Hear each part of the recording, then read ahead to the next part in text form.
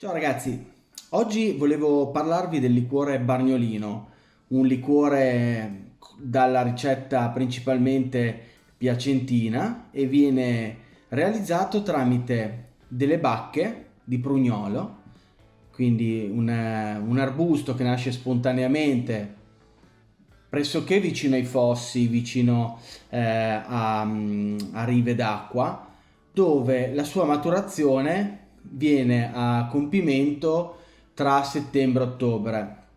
Questa variazione di tempo è data soprattutto dall'altitudine da dove nasce la pianta, quindi in base a quanto calore ha ricevuto durante l'estate. La ricetta originale vuole che la pianta del prugnolo, quindi la bacca, scusate, del prugnolo, venga raccolta dopo che abbia preso la prima gelata invernale.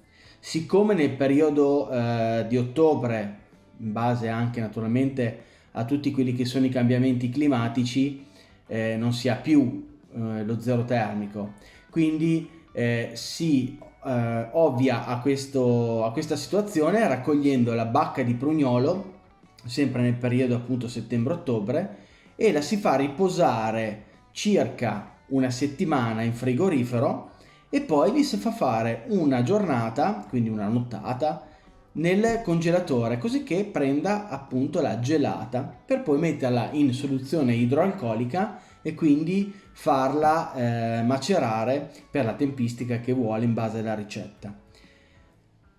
Questa pianta la riconoscete durante il periodo primaverile perché si riempie completamente di fiori bianchissimi e per ogni naturalmente fiore viene poi strutturata quella che è la bacca di prugnolo, che non è altro che una prugna piccolissima e all'interno ha un seme molto grosso. Quando dovete fare un liquore fatto in casa, quindi in soluzione idroalcolica, che sia il bargnolino, che sia il nocino, che sia il limoncino, lo zenzerino, tutti gli ino che vi vengono in mente, la procedura è sempre la stessa, quindi le basi sono sempre alcol, grappa o vodka, comunque un distillato che abbia una gradazione superiore ai 40 gradi, zucchero, acqua o vino per il taglio e la materia prima che appunto può essere il mallo di noce, la bacca del prugnolo e quant'altro. Quello che fa variare poi effettivamente il gusto di un liquore, che sia bargnolino fatto da me o bargnolino fatto da un'altra persona, non sono altro che gli aromi.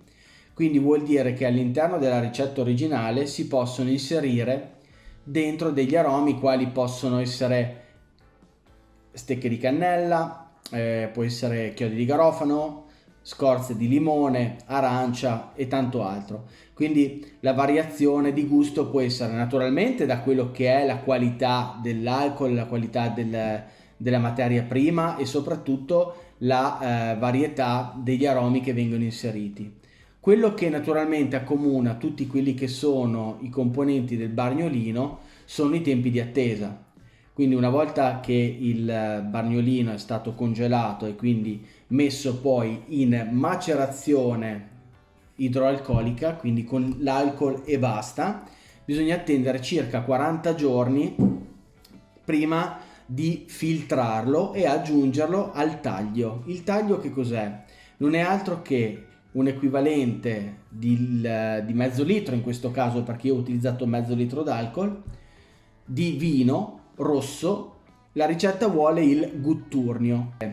Si fa sobbollire 500 grammi di zucchero, 600 se vi piace più dolce, 400 se lo volete un po' più dry, e poi va unito al composto. Una volta unito va imbottigliato, filtrando naturalmente, e attesi altri 40-50 giorni e poi degustato naturalmente nel periodo natalizio.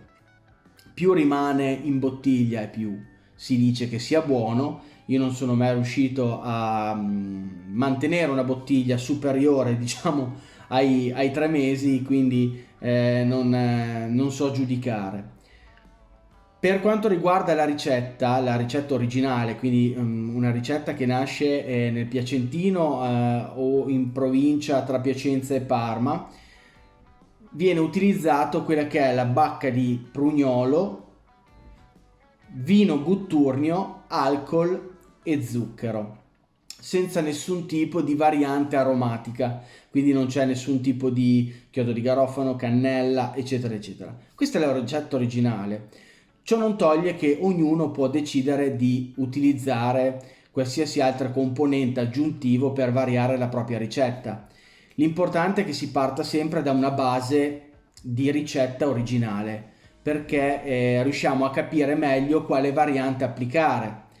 Quindi questa è la mia principale ricetta per il bargnolino. Non vi faccio vedere come inserire dentro le bacche di prugnolo, come inserire dentro l'alcol, lo zucchero, come far sobbollire e quant'altro, perché comunque tutte le ricette, appunto come dicevo, in soluzione idroalcolica hanno una base uguale, quindi varia solamente quello che può essere la tempistica e la materia prima. Ragazzi, se vi è piaciuto questo video introduttivo al bargnolino, mettete un bel like, seguitemi su tutti i miei canali social dell'Articolaio, condividete il più possibile